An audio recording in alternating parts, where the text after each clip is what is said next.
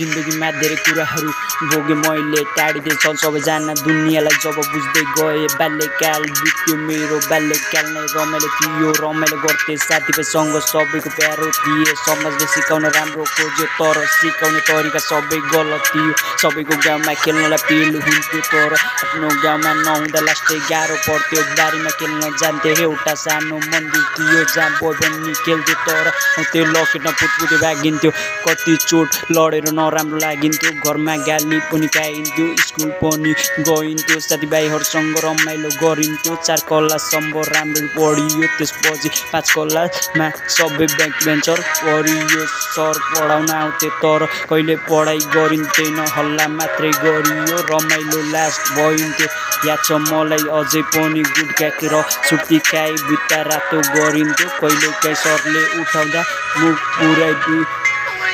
थुक्ले गरिन्थ्यो टुक्क निले चुपचाप लागि पिटाइ खाइन्थ्यो गेडाहरू याद छ नि यो